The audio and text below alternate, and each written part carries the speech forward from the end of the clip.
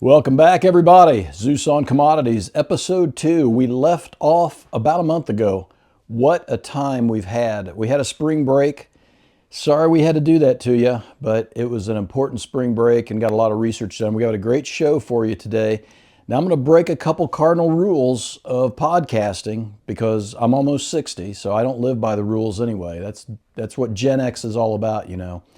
But the key with me is I want you all to come in, look at this and say, that's something I'm going to save because I want to know what I'm talking about and I want to know where I got my references. I have heard a ton of people say to me, I heard somewhere such and such. I'm going to have to say it drives me crazy. And so I'm going to be doing some reading to you. You know, we've got our books again from the first episode. I'm going to be breaking into some international political theory today. We're going to be talking about this for the next couple years. So I really want to lay a foundation, lay a base for you. So we're going to go back and do a little review, real quick review, episode 1. What a time we've had though. Look at these magazine covers that have come out here in just the last couple weeks. We talked about the 1980s in episode 1. We talked about the similarities of the 1980s. We talked about Reagan and Trump, the Reagan doctrine, the Trump doctrine. It's amazing because I went back and looked at some New York Times articles from the mid 1980s and early 1980s, talking about the Strait of Hormuz, talking about what the allies were going to do and the Western powers were going to do with Iran in the Strait of Hormuz. This is an interesting dynamic because I think I'm going to connect some dots for you, and that's going to be the big key here is I'm going to bring the Iran conflict into context, and then next week we're going to jump into some actual forward-looking analysis. I might get a little bit if we have time today, but I'll give you a statistic right now. 80 to 90% of Iran's oil exports go to China. And so keep that in the back of your mind when we're talking here today and as we go through this time period in this episode 2.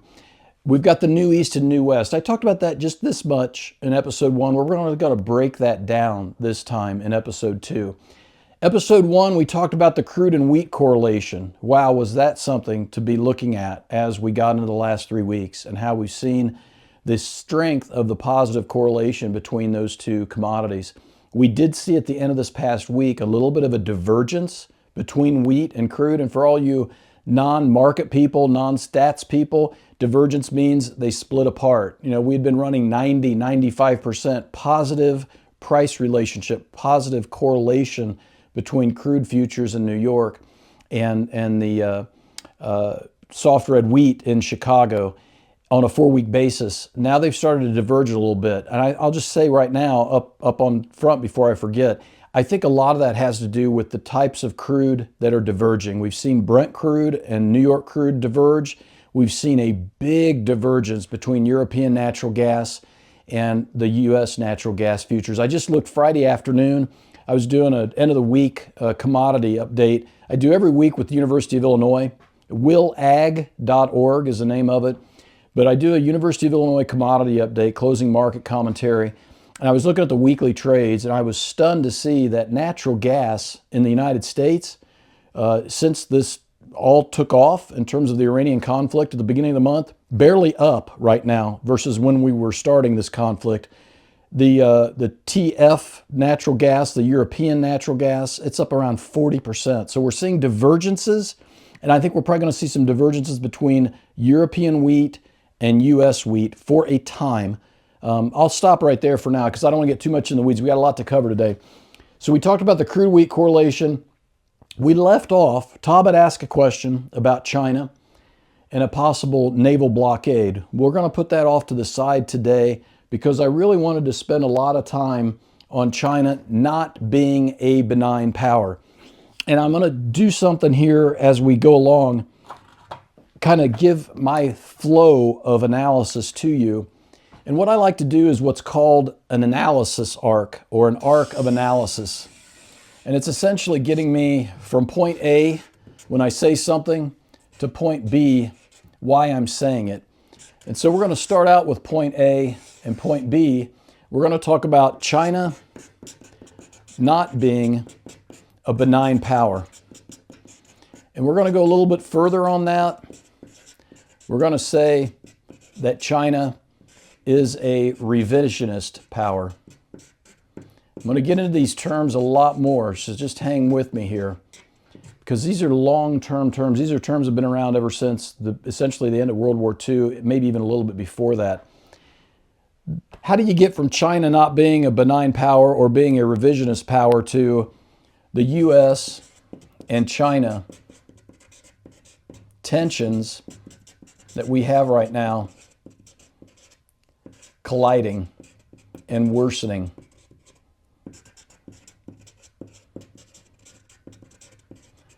This is the heart of the analysis for today on episode 2.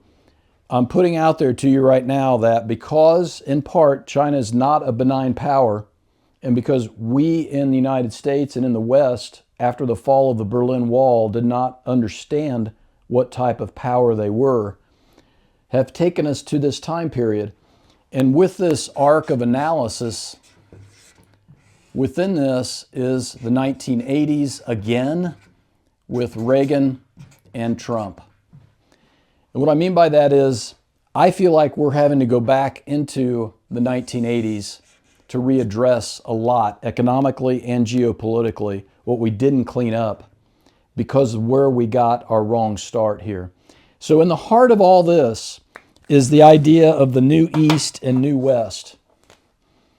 So if we take at the very pinnacle of this arc, the very top of this arc, we take this to the New East and New West. What does that mean? And keep in mind, I think I said this to you in episode 1.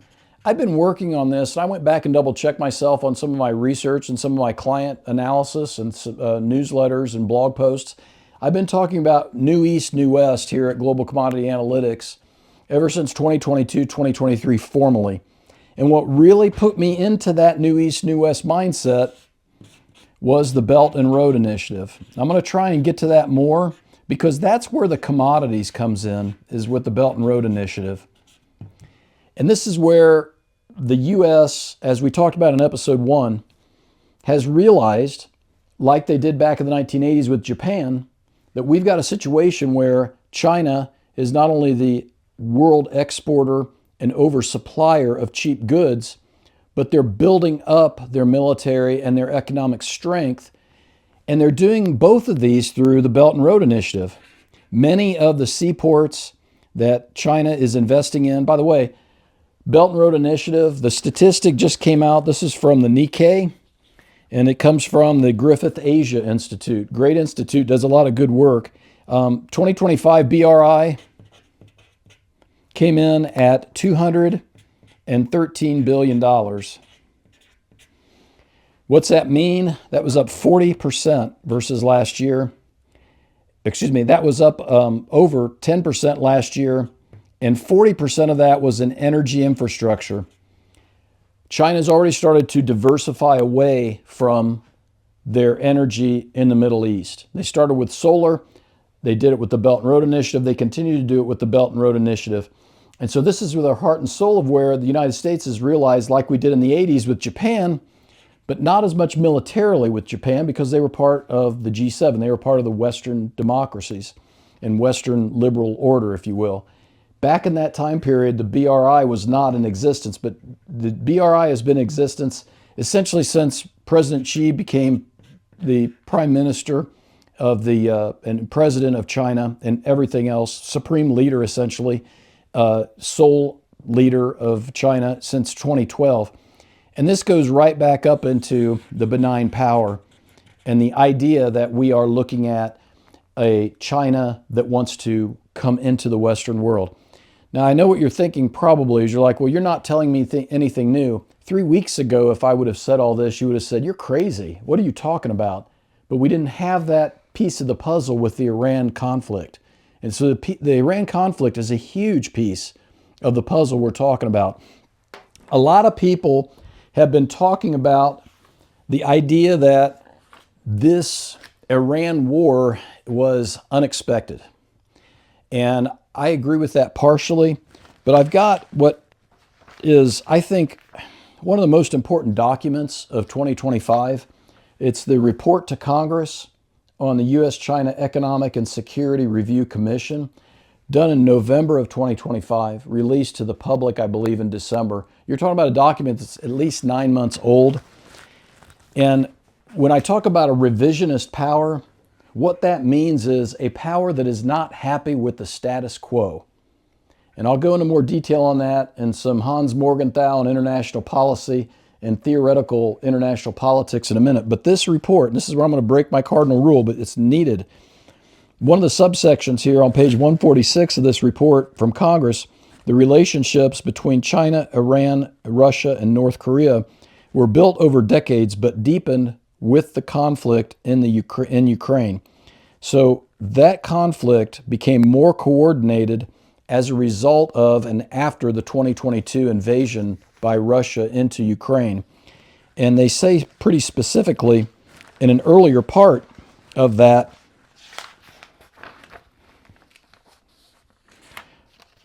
the China-Russia relationship grew rapidly after the communist takeover in 1949, followed by the Sino-Soviet split in the 1960s over border disputes and competing visions of global communism. Two countries have slowly built ties since the late 1980s, evolving to what we both would what both now describe as a no-limits partnership. So this report is saying they have a no-limits partnership. Not only that, but they say the overlapping goals undergird strategic alignment. These revisionist countries share antipathy toward the United States, seek to alter the world order. Their words, not mine. The definition of a revisionist power. And so what we're looking at here, and I'm going to jump around a little bit here, but I think it's going to work. In international political theory, if we take a little line out of here, if you're looking at international political theory, you're talking about a realist mindset. A realist mindset, as defined by Hans Morgenthau back in the 30s and 40s and 50s, was one that was based upon human nature and the idea that politics, like man, is one of conquest. And so Morgenthau, I'll just read you something from him right now. It kind of gives you an idea of his idea of politics in the 1980s was utopian. The political mindset was utopian. And this is really key. And I'm going to talk about what Morgenthau means exactly. So he's talking about all of these different things that have happened, the greatest issues of conflict since the 1700s. As he words them, the great debates of the past, such as the one over the intervention versus neutrality in 1793, the expansion versus the status quo of the Mexican and after the Spanish-American War, international cooperation versus isolation in the 20s, intervention versus abstention in the late 30s, all evolved around clear-cut issues of foreign policy. And he goes on to say, in the 1840s, you approved of the annexation of Texas or you did not. At the turn of the century, you supported overseas expansion or you were against it. In the 20s, you advocated joining the League of Nations or staying out of it. In the late 30s, you wanted to oppose the Axis powers by all means short of war, or you wanted to abstain from intervening. While what separates the two schools of thought, the realist versus the utopian, he says, is developed around the concept of the national interest, can sometimes be expressed in terms of an alternative foreign policy, but more often it cannot. Frequently and typically, the very same policies can be and are being supported by both schools of thought. What sets them apart is not necessarily a matter of practical judgment, but of philosophies and standards of thoughts. In other words, what he is saying in this is that you who believe in the utopian mindset are not dealing with the facts of what is going on the ground with what mankind is about. And that's where he came up with what would be called the balance of power theory.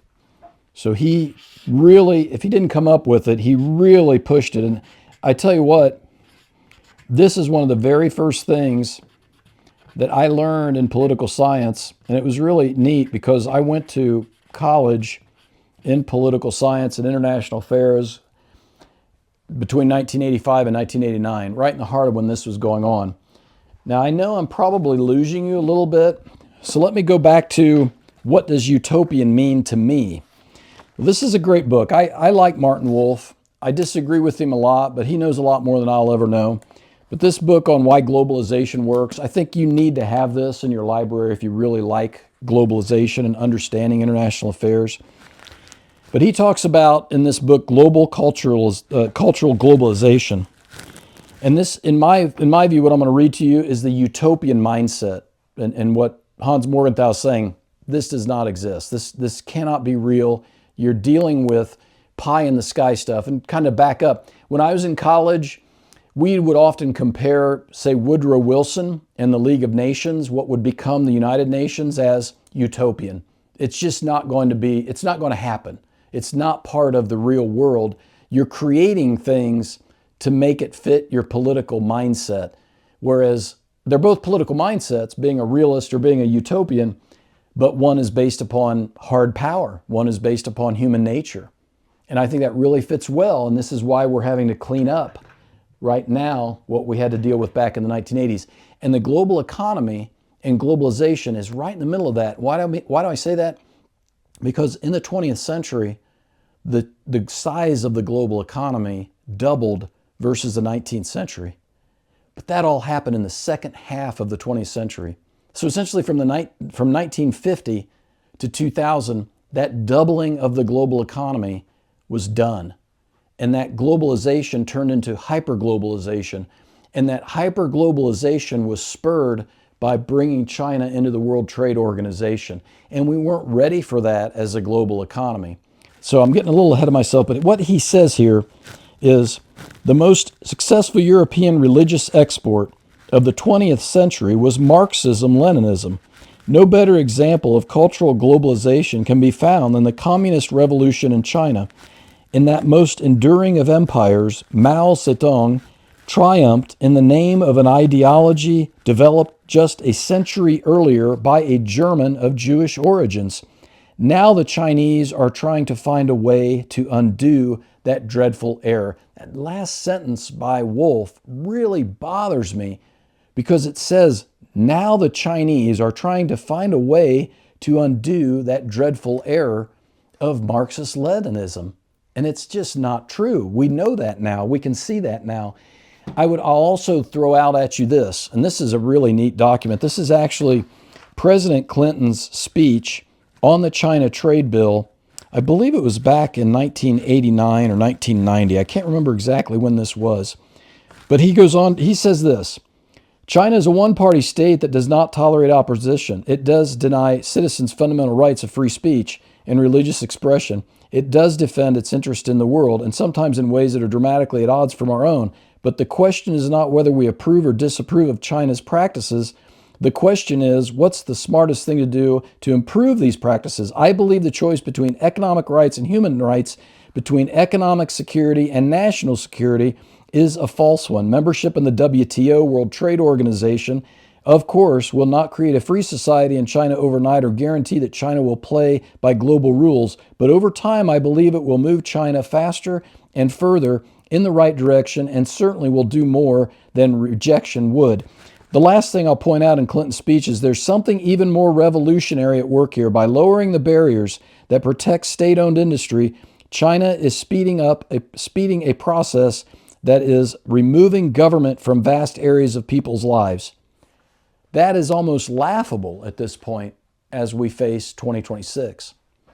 And so what my key point here is, ladies and gentlemen, is that the utopian mindset, not the realist mindset that Hans Morgenthau, because he had to live through World War II and see what the 20s and 30s were like, and what we lived through in the 1980s, we just simply forgot. And I think this is where China, being a revisionist power, one that wants to be, that what is an unhappy or not satisfied with the current state of affairs, it forms alliances. Well, guess what? In the balance of power theory, one of the main features of it is forming alliances with other countries. And this is huge when it comes to this 2025 report to Congress. One other thing that really jumped out at me on this, and I think this is maybe the blockbuster of the episode. One of the most notable examples, and this is on page 153, China has broadened its military cooperation. One of the most notable examples of this growing alignment, this is China, Russia, India, and North Korea, is the series of trilateral naval exercises referred to as the Maritime Security Belt, conducted in the Gulf of Oman and the Indian Ocean by these four countries. These exercises began in 2019, so they're 6 years old. And this was, keep in mind, this was published in November 2025. This report says in mid-March 2025, the three countries held their joint naval exercise near Chabahar, Iran. That is right where we're talking about, where this conflict is right now, in the Persian Gulf and the Gulf of Oman, and in between that, the Strait of Hormuz. During the exercises, the British military reported global positioning system interference in the Strait of Hormuz, likely caused by intentional jamming by one or more of the participating countries. So you're looking at a situation where this Iran conflict has been building, and it's been building, I would argue, since the 1980s, but it's really been building since President Trump's second term. Remember the 2017 NSS report, I think it was called, 2017 NSS report, where they talked about the revisionist power with China. They talked about using predatory economics, and that is where that Belt and Road Initiative comes into. So we see the world implications here.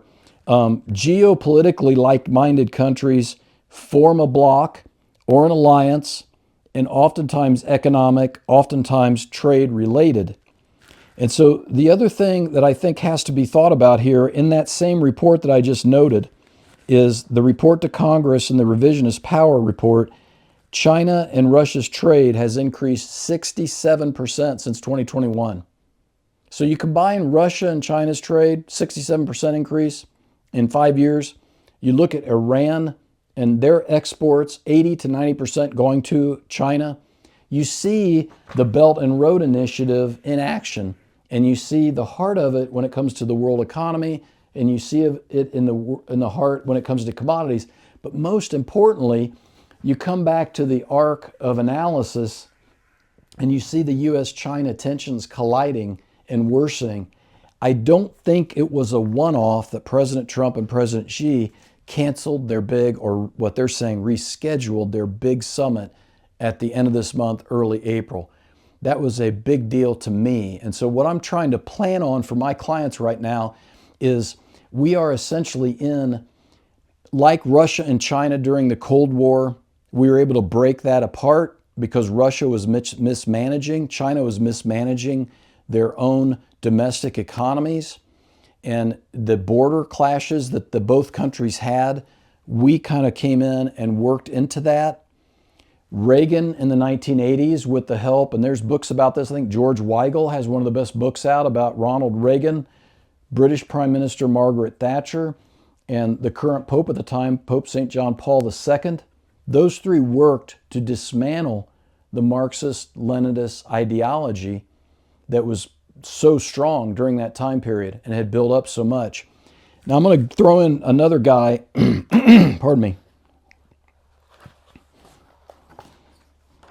First, I'm going to give you a little bit more. This is the very first political science book that I had to read in international political theory, and it was Morgenthau's. That's how powerful he was during the 80s. We read several. We had 4 or 5 books to read during the semester or the year, but this is still a keeper if you can get it. It's hard to find nowadays. So this piece in Politics Among Nations was really interesting to me because it really, if you're still unclear about the realist and the balance of power theory and what Morgenthau was trying to put together, he was just trying to be very simple and succinct about a bipolar world. And he says, the risk of being very powerful but not omnipotent is aggravated by the second fact, a threefold revolution in the political structure of the world. He's talking about the changes going on during the 1980s. This is the 6th edition. It goes all the way back into the, I think, early 50s, but this edition was 1985, the year I started college. The threefold revolution. First, the multiple state system of the past, whose center was Europe, has been replaced by a worldwide bipolar system whose center lies outside Europe. Sounds like today, not 1985, but they are so similar. Furthermore, the moral unity of the political world, which has distinguished Western civilization during most of its history, has been split into two incompatible systems of thought and action. This is, I'm going to say, Hans Morgenthau has shown us in the last 75 years of international conflict that the tensions are increasing and the political side of the global economy is starting to collide. And it's not going to get better between the two New East, New West, two sets of political thought. It's going to have to play itself out. And I think Iran is the first step in that. This conflict, Venezuela, you can see, like President Trump, and we talked about in the first episode, his economic, trade, foreign policy was at that point all based upon weakening the US dollar. What happens now that Jay Powell is not leaving? What happens now that the markets at the end of this week have said to themselves, well, they're not only not going to cut rates now in 2026, they're going to start raising rates. I looked at the CME FedWatch tool, and I think between now and the end of the year, the likelihood between before the Fed reported this week and by Friday's close, the likelihood of a Fed rate hike had gone up from like 16% to around 29%. So it's almost doubled in terms of what the trade is thinking the next 7 months as far as a Fed rate hike. We went into this meeting thinking we're going to still get at least one rate cut. So all of a sudden, President Trump's weakening of the US dollar policy to help him with this type of management of these tensions has gotten severely weakened. That has nothing to do with the Iran conflict, but it all ties together with what we talked about in episode 1. So the weaker dollar policy is still first and foremost the biggest thing out there when it comes to the BRI, when it comes to commodities. So we don't want to lose sight of that. Okay, so I'll finish up here with this, what he says, because this is the gangbuster part of it.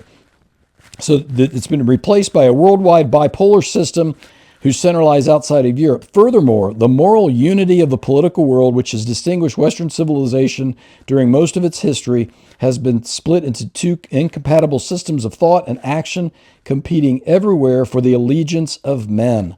Where else can we get the idea of a new East and a new West in terms of a mindset that is taking hold of the global economy? It's been building since 2012, but now it's really starting to play out. The chess pieces are actually moving now in this world.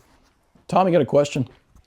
Yeah, so it sounds like you're saying this is the first big collision of the New East, New West, and also a collision of the realist and utopian mindsets. Is that right? This Yeah. would be the first real one? Yeah, thank you for bringing that up, because I wasn't going to necessarily, I think it's the perfect time though. I wasn't necessarily going to talk about this because of time constraints, but what we're going to talk about big time in the episode 3 is the November elections, because that's going to set the tone as to whether the realist Trump or the utopians Congress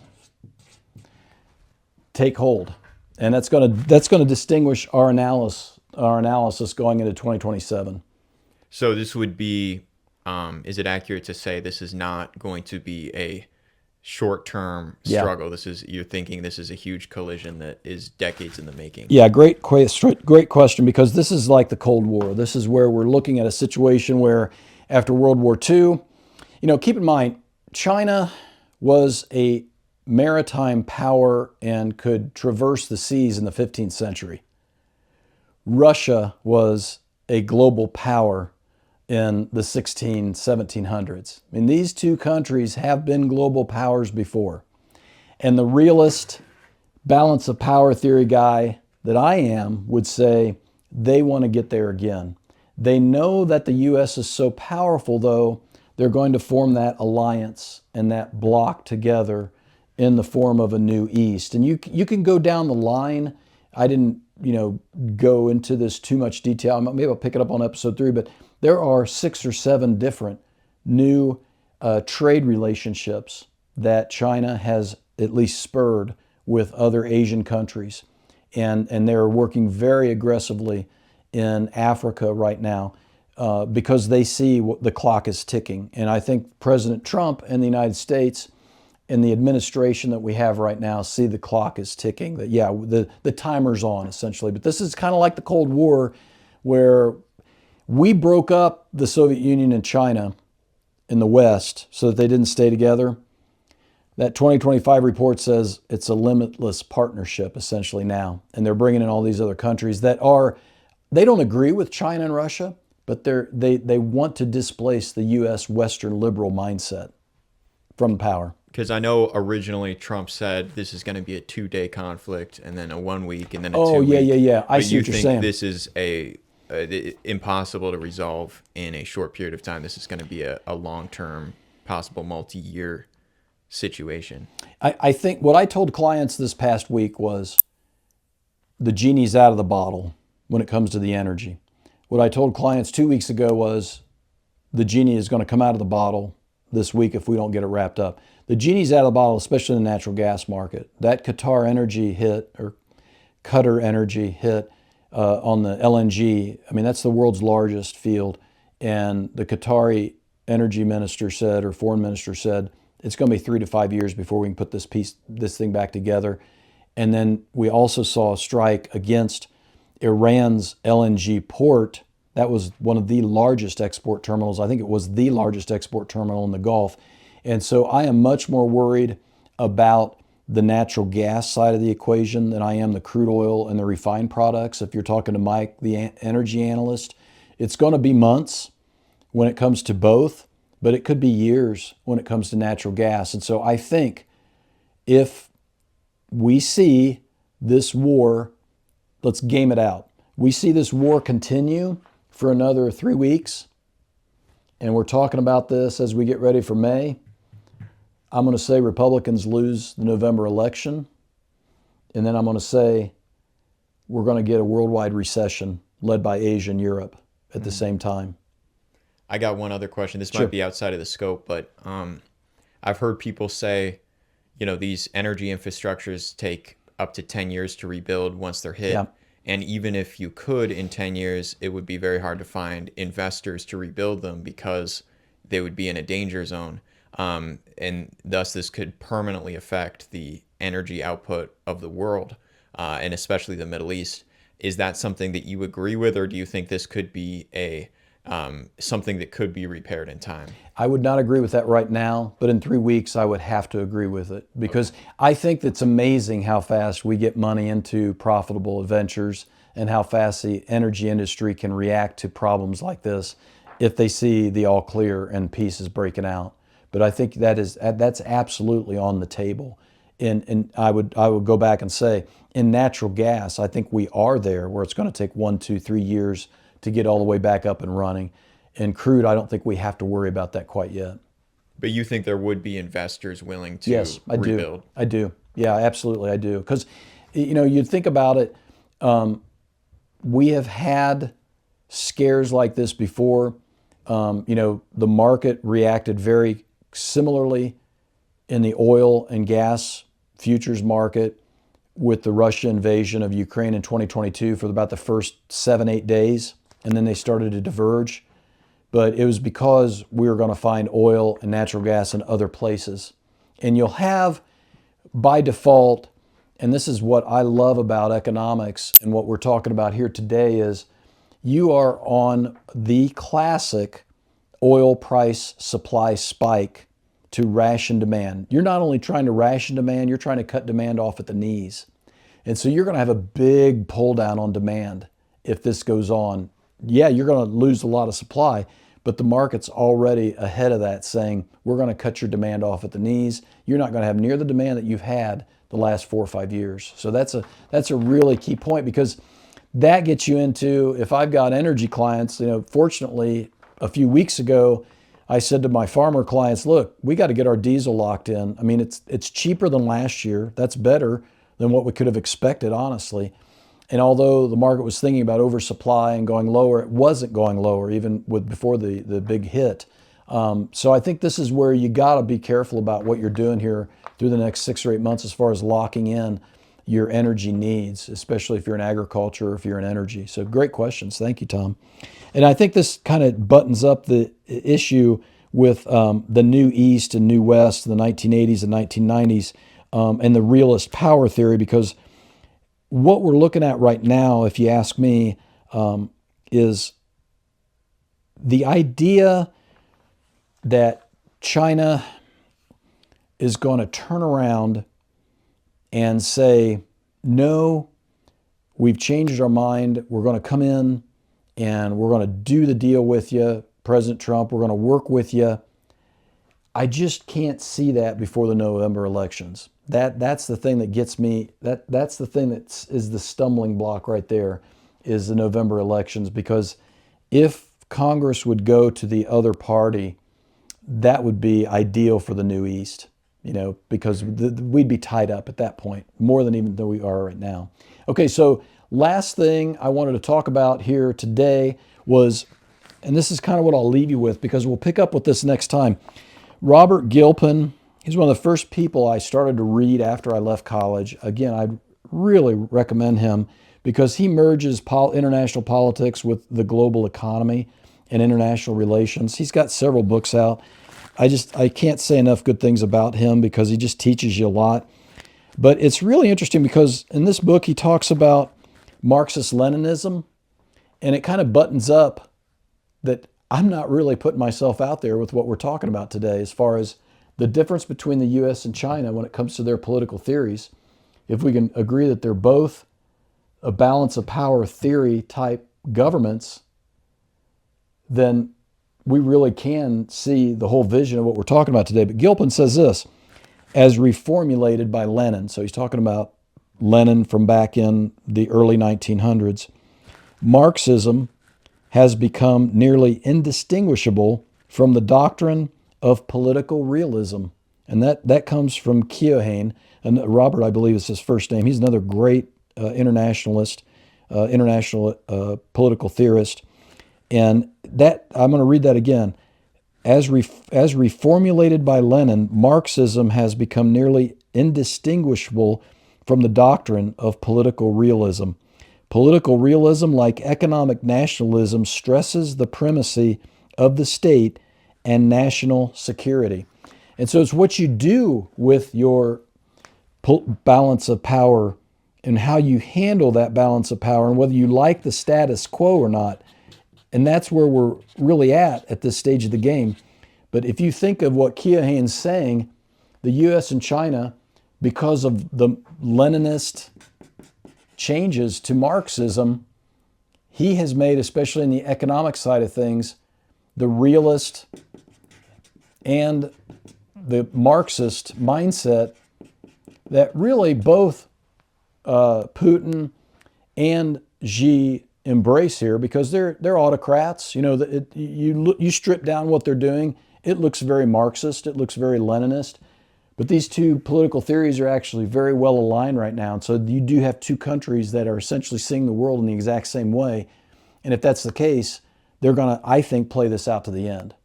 Thanks for joining us. Hope you enjoyed it. Oh, go ahead, Tom. Sorry. Okay. Because I think it's an important question because we see China's interests, which you've outlined really well. And I know they're related to Iran's interests.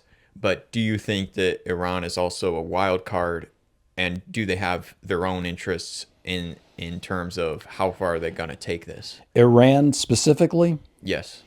Yes. We could do another episode on this, but to me, and I'll tell you, this comes from a political scientist who has passed away, who I really admired, that I learned from in college, who had met the original Ayatollah Khomeini twice, because this political scientist was very big into Greek philosophy, and my understanding from my classes with him, and we got to know each other pretty well, was that the original Ayatollah was very fascinated by Greek philosophy because that allowed him to understand Western thought a lot better. Very intelligent guy, the original Ayatollah, in my opinion, not all there as far as his religious views and his beliefs, obviously.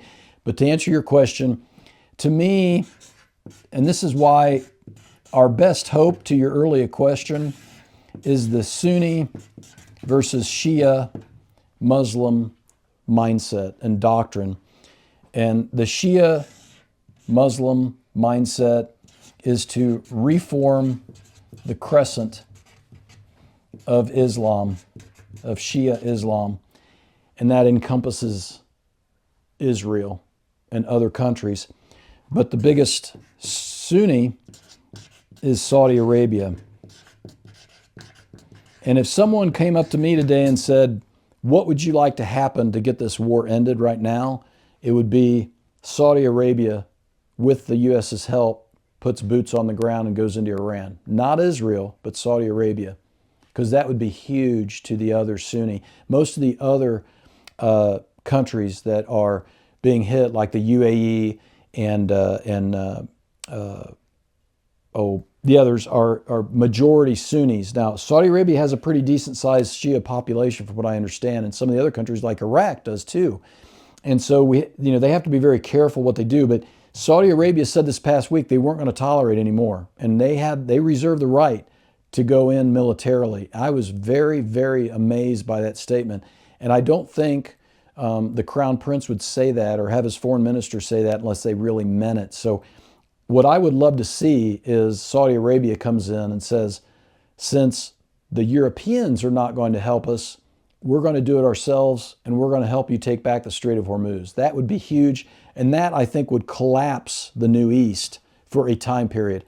And in that scenario, gaming that out, we'd be probably talking about the New East having to recollect all their marbles and get everything put back together again. And we probably have 2 to 3, maybe even 5 years of relative peace and not outright, conflict like we're worried about right now in today's episode. Okay. Thanks, everybody.